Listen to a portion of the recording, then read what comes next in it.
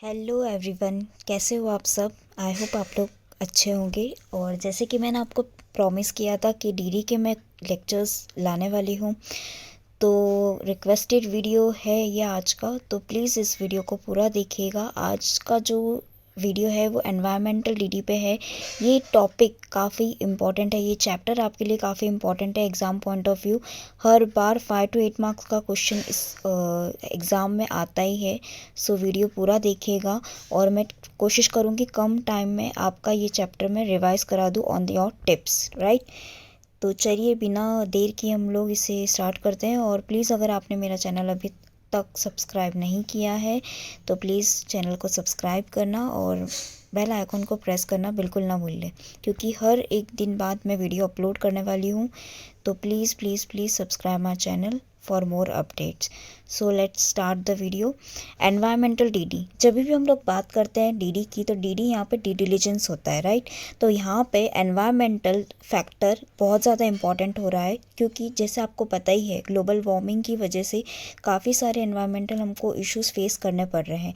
तो इसके लिए इस डीडी को भी लाया गया ताकि हम लोग ये देख सके कि कंपनी एनवायरनमेंट को कितना नुकसान पहुंचा रही है, राइट। तो इसके लिए इसकी डीडी करना काफ़ी ज़रूरी हो गया। तो जब भी एग्ज़ाम में आपको एनवायरमेंटल रिलेटेड क्वेश्चन अगर पूछा जाता है तो आपको इंट्रोडक्शन लिख के आना पड़ेगा। और हर इंट्रोडक्शन में मैंने जो पॉइंट बोले हैं वो आपकी एनवायरमेंटल डीडी रिलेटेड क्वेश्चंस में होने चाहिए। 3 बातें आपको ध्यान रखनी है जब भी एनवायरमेंटल डीडी का क्वेश्चन आता है। तो 3 पॉइंट आपको ध्यान रखना है और एज ए इंट्रोडक्शन आप उसको यूज़ कर सकते हो फॉर योर क्वेश्चन, ठीक है।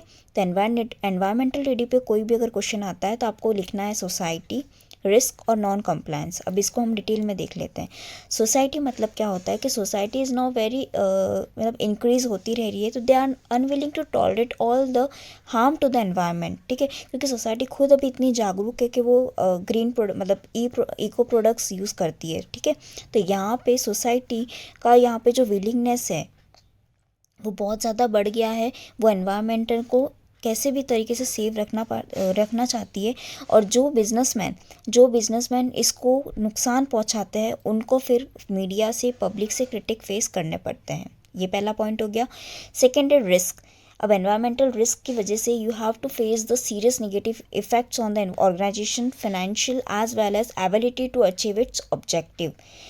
जैसे मैंने आपको पहले ही बोला, सोसाइटी अब बहुत ज़्यादा समझदार हो चुकी है। वो काफ़ी ऐसे प्रोडक्ट्स लेती है जो इको फ्रेंडली होते हैं, राइट। आप देखोगे तो इको फ्रेंडली प्रोडक्ट्स को ज़्यादा अभी आजकल डिमांड में है, ठीक है। और सेकंड यहाँ पे हमने रिस्क देखा। रिस्क यहाँ पे एनवायरमेंटल रिस्क जिसकी कंपनी की ज़्यादा होती है उस कंपनी की इमेज बहुत ज़्यादा ख़राब होती है, फिनेंशियली भी वो डल हो जाती है और उसके जो ऑब्जेक्टिव्स उन्हें अचीव करने होते हैं they are incapable to achieve that objective, right. Their objectives उनको कम से कम वो अचीव कर पाते हैं। एंड थर्ड है नॉन कंप्लायंस।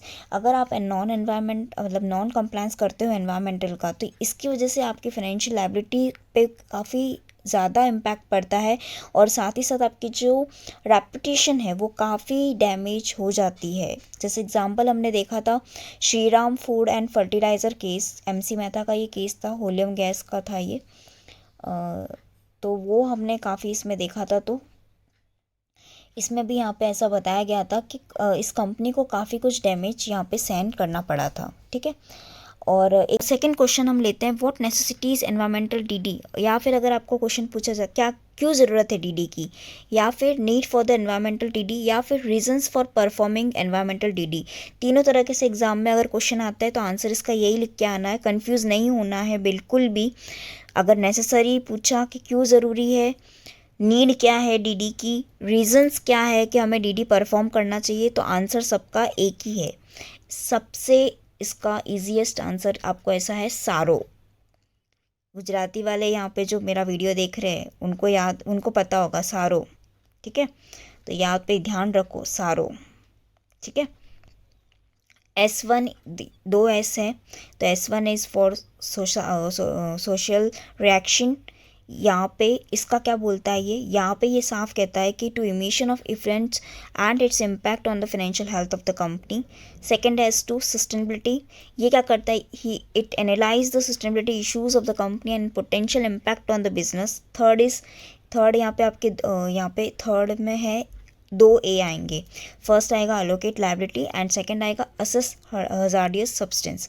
अलोकेट लायबिलिटीज़ की अगर मैं बात करूँ तो identified during the investigation and reprise the deal and assess hazardous substance emission and mitigation measures through examination of industrial sites। ठीक है। एंड आर सारो का आर जो है उसमें आर दो आएंगे, तो R1 is for regulatory compliance and R2 is for remedies. तब जब भी रेगुलेटरी कंप्लायंस की बारी आती है तो we have to comply with the regulations and the cost of non compliance if any has to paid by the company, right. And remedies यहाँ पे क्या होती है, they will suggest, means DD हमें बताती है they will suggest remedies and the environmental course of action and O is for overall environmental impact assessment. तो ये सारो हमको क्यों चाहिए, जब हमको एनवायरमेंटल डीडी कराने की नीड होती है तो सारो पूछना पड़ेगा, सारो है कि नहीं, ठीक है, इस तरह से। तो याद रखना आपको, जब भी एनवायरमेंटल डीडी की नीड होगी किसको बोलोगे, क्या पूछोगे उसको, सारो। जब भी एनवायरमेंटल डीडी की नीड होगी क्या बोलोगे उसको, सारो मतलब एस यहाँ पे सोशल रिएक्शन, उसके बाद में सस्टेनेबिलिटी। दो ए किसके लिए होंगे, पहला ए होगा अलोकेट लायबिलिटीज़, दूसरा ए होगा असेस हजार्डियस सब्सटेंस। आर यहाँ पे दो होंगे, फर्स्ट होगा रेगुलेटरी कंप्लायंस, सेकंड होगा remedies. O is for overall environmental impact assessment. तो इस तरीके से आपका ये एक क्वेश्चन, दूसरा पहले मैंने इंट्रोडक्शन कराया, सेकंड मैंने यहाँ पे आपको नीड क्या होती है डीडी की, एनवायरमेंटल डीडी की नीड क्यों होती है, ये मैंने कराया। ये बहुत इंपॉर्टेंट एग्जाम है, काफ़ी बार पूछा है।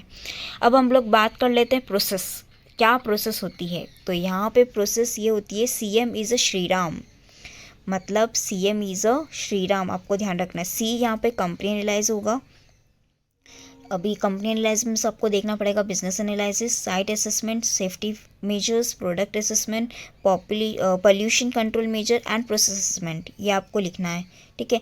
सेकंड यहाँ पे आपको देखना है, M यहाँ पे होगा मीडिया रिपोर्ट एनालाइज, तो वो भी आपको करनी पड़ेगी। थर्ड आपको देखना है कि स्टेक होल्डर एनालाइज, वो भी आपको करना पड़ेगा।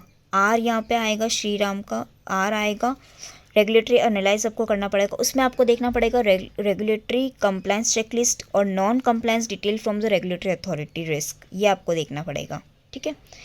एंड आर जो दूसरा वाला है वो रिस्क होगा। अब रिस्क में यहाँ पे आपको देखना पड़ेगा ये जो यहाँ पे जो रिस्क होगी, ठीक है, मैट्रिक रिस्क जिसे बोला जाता है, उसमें क्या होता है, nature of business, area of operation, potential issue क्या है, मिटिगेशन मेजर्स क्या है, एंड लास्ट जो आर है, श्री राम का जो आर है, उसमें बोला जाएगा रिपोर्टिंग एंड सजेशन, ठीक है। तो ये सारे आपको, ये सारी प्रोसेस होती है एनवायरमेंटल डीडी की। तो आपको मैंने बोला CM is a Shri Ram, CM is a Shri Ram, ठीक है। योगी जी को याद कर लेना इस क्वेश्चन में। अब यहाँ पे मैं बात करती हूँ रेगुलेटरी फ्रेमवर्क की। जब भी मैं रेगुलेटरी फ्रेमवर्क की बात करूँगी एनवायरमेंटल की, तो आपको तीन बातें ध्यान रखनी है, इंडियन कॉन्स्टिट्यूशन, एक्ट और रूल्स, तीनों ही जगह यहाँ पे एनवायरनमेंट के बारे में बोला है। अब जब इंडियन कॉन्स्टिट्यूशन की मैं बात करूँगी तो आपको ध्यान रखना है कि इंडियन कॉन्स्टिट्यूशन में आर्टिकल 48 में बोला गया है कि स्टेट को यहाँ पे प्रोटेक्ट करना पड़ेगा और प्रिजर्व करना पड़ेगा एनवायरनमेंट में। और आर्टिकल 51AG में बोला गया है, जो कि फंडामेंटल ड्यूटीज़ होती है एवरी सिटीजन की, कि उनकी ड्यूटी है कि they have to protect and preserve the environment, ठीक है। तो ये दोनों ही बातें आपको इंडियन कॉन्स्टिट्यूशन में मिल जाएगी, तो आपको एग्ज़ाम में भी लिख के आनी है। उसके बाद में एक्ट की अगर मैं बात करूँ तो एयर पोल्यूशन एक्ट है, ठीक है, मतलब air prevention and control act है, फिर water prevention and control act है। अब एयर है तो they have to prevent and control air pollution, for water के लिए maintain and restoring the water, ठीक है। पब्लिक लायबिलिटी एक्ट है, उसके बाद में नेशनल ग्रीन ट्रिब्यूनल एक्ट है। तो ये आपको सारे चारों एक्ट लिख के आने हैं। और रूल्स की अगर मैं बात करूँ तो एयर, एनवायरमेंटल, PLI रूल्स वगैरह ये सब है, ठीक है, तो वो आप लोग देख लेना। उसके बाद में मोस्ट इंपॉर्टेंट क्वेश्चन एग्जाम में एज ए शॉर्ट नोट बहुत ही बार पूछा गया है, तो EIA एनवायरमेंटल इम्पैक्ट असेसमेंट, ठीक है, ये एक तरह की एग्जाम होती है। इसका पर्पस क्या होता है आपको 4 पॉइंट में लिख के आना है। सबसे पहले आपको 4 पॉइंट इसके लिखने हैं। सबसे पहले इसका पर्पस आपको बताना है, ये यूज़फुल है या नहीं है। इसके बाद में मतलब ये एक्सेसिबल है या नहीं है आपको देखना है। और उसके बाद में इसकी नीड क्या है। तो जब हम पर्पस की बात करेंगे तो you have to identify and evaluate the potential impact, मतलब यहाँ पे इसका बेनिफिशियल क्या होगा, एडवर्स क्या होगा, you have to identify and evaluate that, ठीक है। उस हिसाब से फिर आपको अपने प्रोजेक्ट को डिसाइड करना होगा, ठीक है। उसके बाद में useful it is useful for decision making, कि किस लिए काम आएगा, तो आपके डिसीजन मेकिंग में ये काम आएगा और ये आपको एक कॉस्ट बेनिफिट एनालिसिस भी बता देगा, और एनवायरमेंटल में क्या इम्प्लाई होना चाहिए, क्या नहीं होना चाहिए, ये सारी अंडरस्टैंडिंग आपको इस एनवायरमेंटल इम्पैक्ट से असेसमेंट से आपको मिल जाएगी, ठीक है। Exercise should be undertaken early enough in the planning stage of a projects for selecting environmentally compatible sites, processed technologies, environmental safeguards, ठीक है। तो ये सारी इसमें देखनी पड़ेगी आपको। उसके बाद में the detail EIA need for, अब किसके लिए हमको एग्जैक्टली ज़्यादा हमको EIA क्यों चाहिए, तो मेड इन चाइना। कैसे याद रखना है, मेड इन चाइना में M जो है आपका manufacturing, handling and use of hazardous substance, A is for those that can alter landscape pattern and land use pattern, D is for upstream and downstream development project, E is for sites near ecological sensitive areas, hill resorts, place of religious importance, ठीक है, and C is for industrial state with the constituent units that could cause a significant damage to environment, ठीक है। अब इसमें भी आपको ये देखना है, कुछ बेसिक फैक्टर्स होता है, कभी कभी एग्जाम में ये भी पूछा जाता है कि what are the basic factors of EIA। तो आपको क्या करना पड़ेगा, बेसिक फैक्टर्स क्या है, sites and surrounding, control equipment and measure propose to be adopted, occupational safety and health, detail material handling, hydrology and water quality, treatment of disposal of effluents and their alternative method. ये आपको लिख के आना है कि ये factors जो होते हैं, basic factors which are needed to be focused in EIA, इनको ध्यान में रख के ही EIA किया जाता है। अब ये सबसे पूछा जाने वाला क्वेश्चन है कि एनवायरमेंटल गाइडलाइंस क्या होती है for the industries by the MOE, ठीक है। अब यहाँ पे जब भी whenever they are doing such environmental things, तो उनको कुछ गाइडलाइंस फॉलो करनी पड़ती है। क्या गाइडलाइंस फॉलो करती है कि कौन से एरियाज़ है जो उन्हें अवॉइड करने पड़ते हैं इंडस्ट्रीज़ को सेटअप करने के लिए। तो सबसे पहला है कि industrial sites that shall have maintain the distance from the following areas listed below, जैसे इकोलॉजिकल या फिर कोई सेंसिटिव एरिया है तो 25 किलोमीटर तक आप कोई भी इंडस्ट्रीज़ नहीं लगा सकते हो। कोस्टल एरिया के 1/2 किलोमीटर तक आप नहीं लगा सकते हो। फ्लड प्लेन की 1/2 किलोमीटर के अंदर तक आप नहीं लगा सकते हो, मतलब हाँ आधा किलोमीटर छोड़ के आपको लगानी पड़ेगी। ट्रांसपोर्ट एंड कम्युनिकेशन सिस्टम, तो 1/2 kilometre from the highways and railway. Major settlement at least 25 kilometres, I am really sorry, 25 kilometres, ठीक है। तो मतलब यहाँ पे ये मेजर सेटलमेंट मतलब यहाँ पे 3 लाख पॉपुलेशन की बात चल रही है, ठीक है। अब the following areas identify on the priority basis, अब यहाँ पे ऐसे कुछ एरियाज़ होते हैं जिनको प्रायोरिटी बेसिस पे ढूंढा जाता है। जैसे मतलब कोई भी ऐसी फॉरेस्ट लैंड जो कि आप कन्वर्ट नहीं कर सकते हो नॉन फॉरेस्ट में, ठीक है, for the activities of the industries, ठीक है। No prime agriculture land in be converted into the industrial site, मतलब होती है ना बंजर ज़मीन को आप खेती वाली ज़मीन को आप बंजर ज़मीन में ऐसे करवा के इंडस्ट्रीज़ को नहीं खोल सकते हो, ठीक है। Green belt between the two adjoining land shall be 1 kilometre and enough space provided for the storage of the solid waste so that can be reuse. And last 5th है treatment of waste water facility, ये सब भी होना ज़रूरी है, ठीक है। अब नेक्स्ट पूछा जाने वाला 7th question, environment management plan.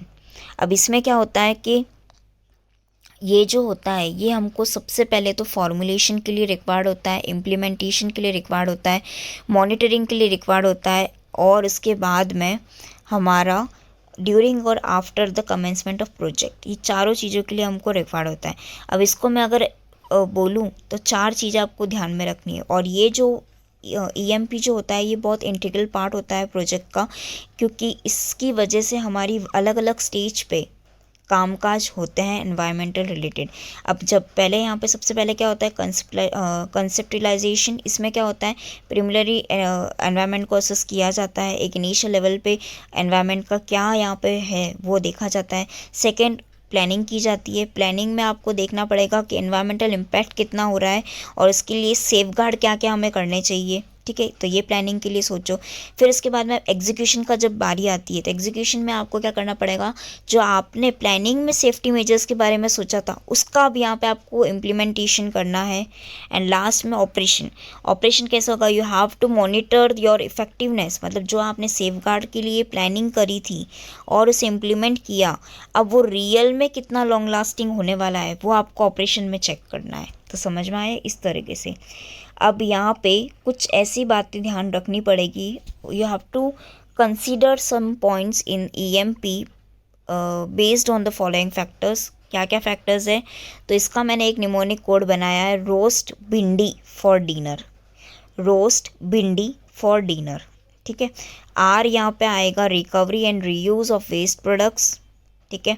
O is for occupational safety and health, means you have to give the good work condition to your employees, ठीक है। A इज आएगा फॉर एयर पोल्यूशन, तो मतलब आपको देखना पड़ेगा कि आपने कुछ प्लान कंट्रोल मेजर्स लगाए हैं या नहीं लगाए हैं। S is for the solid waste, ठीक है, तो ये भी आपको अच्छे से देखना पड़ेगा। अब सॉलिड वेस्ट में ये एक बार एग्जाम में क्वेश्चन आया था कि सॉलिड वेस्ट में क्या क्या आपको देखना पड़ेगा, तो यहाँ पे आपको देखना पड़ेगा कि intensive programme for tree plantation on the disposal area should be undertaken, reactive material disposal of waste disposal areas plan downwinds of the village. आपको पता होगा ना कि ऐसे वेस्ट डिस्पोजल एरियाज बनाए जाते हैं जहाँ पे बहुत सारा कचरा होता है, तो वो एरिया भी आपको डिसाइड करना है। ऐसे नहीं कि आप ऊपर वहाँ जाके करो, ऐसे आपकी जगह इसको क्या बोलते हैं, डंप करना है कचरे को जो अंडर हो, मतलब नीचे हो, खड्डे में होना चाहिए, ना कि कोई विलेज के ऊपर, नहीं तो वो सारा कचरा विलेज में आएगा, ठीक है। तो इस तरह से प्लानिंग आपको करनी है।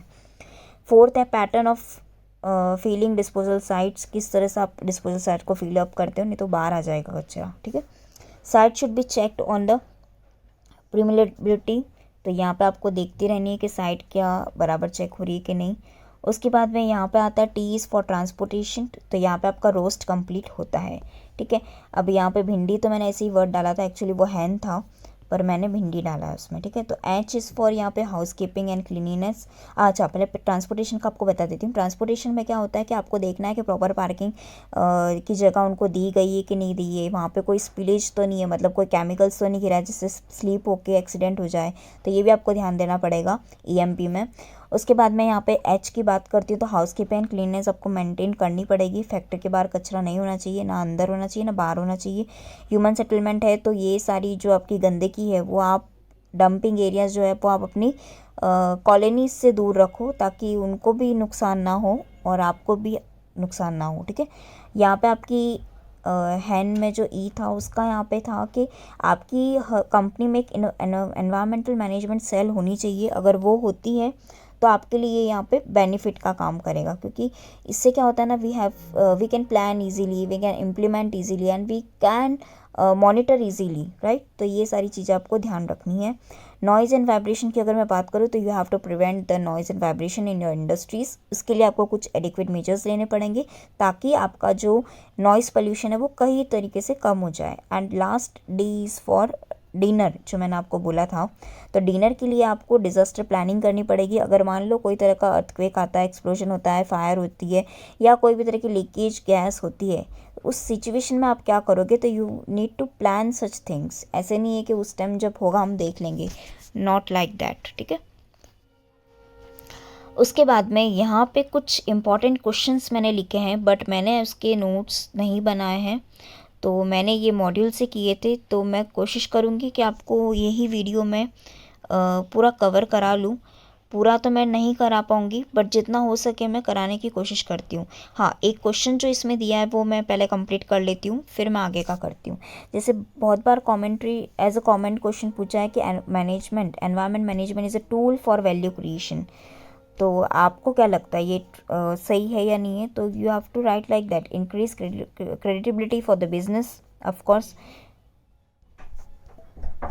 सेकेंड हमारा strong evidence and proof that improve environmental performance, and third effective environmental system based on a sound regulatory structure, and fourth, nowadays people willing to buy more for eco-friendly products, as I mentioned earlier, and the business house attract to it because of liberalized policies of the government, right? क्योंकि environment के लिए government भी बहुत कुछ कर रही है and that's why business भी उस हिसाब से अपना रूट पकड़ रहे हैं, ठीक है। Company spend on environment as expenditure which is investment for the company, and because it creates a value for the goodwill and it also accomplish the task of CSR. Last but not least, because of various advantages, business and company come forward for a implementation of environment management, ठीक है। अब यहाँ पे advantages क्या है environment management के, तो या इसकी वजह से you can avoid the punishment, you can avoid the loss in value of land, avoid loss of insurance cover and cognizant liabilities, help to attain competitive advantage, boost employee morale and good reputation in the market, add value to economy as a whole, eliminate increased liability and environmental taxes, and you can avoid the restrictions of the value and loss of sales, and I can say consumer boycott. तो ये सारी चीज़ें कभी कभी क्या होता है ना, कंपनीज कुछ ऐसा बुरा करती है तो फिर हमारा मतलब दिल नहीं करता उनके प्रोडक्ट्स लेने के लिए, राइट। तो ये सारी अगर आप एनवायरमेंटल को अच्छे से मैनेज कर पाते हो तो यहाँ पे आपका जो कंज्यूमर बॉयकॉट वाला सीन है वो बिल्कुल आप अवॉइड कर सकते हो, मतलब कंज्यूमर आपसे नाराज़ नहीं होगा, राइट। तो इस तरीके से आपके ये कुछ एडवांटेजेस हैं एनवायरनमेंट के रिलेटेड, और मैं कह सकती हूँ कि एनवायरमेंटल मैनेजमेंट जो टूल है, ये टूल आप इसको यूज़ करके अपनी कंपनी का वैल्यू क्रिएशन कर सकते हो, ठीक है। तो आई होप आपको इसका आंसर मिल गया होगा। और यहाँ पे कुछ क्वेश्चंस यहाँ पे दिए हैं, जो क्वेश्चन नंबर 14 है ये मैंने वैसे तो पहले ही आपको स्टार्टिंग में बता दिया था, प्रिपेयर रिस्क एनालिसिस मैट्रिक्स, जैसे ये वाला था वो ये वाला रिस्क, यहाँ पे ये जो पॉइंट दिख रहा है आपको ये वाला, nature of business, area of operation, potential issue, mitigation measures, reporting and suggestion, तो ये इसके अंदर ही है। तो ये सारे इसके कीवर्ड्स है, आपको ये लिख के आने एग्जाम में, और फिर आप दो लाइन में इसको एक्सप्लेन कर सकते हो, ठीक है।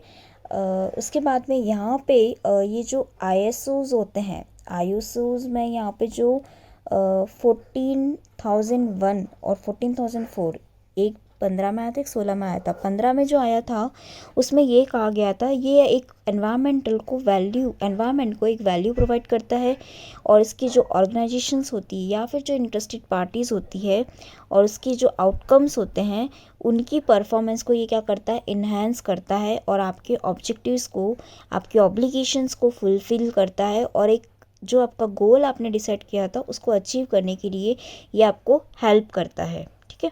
अब 2016 जो था ये एक तरह का गाइडेंस था फॉर ऑर्गेनाइजेशंस कि किस तरह से आपको अपनी रिस्पॉन्सिबिलिटी को मैनेज करना है, और एनवायरमेंटल सस्टेनेबिलिटी को पिलर बना के आपको एनवायरनमेंट को बचाना है, ठीक है। तो ये भी अच्छे से आपको करके जाना है।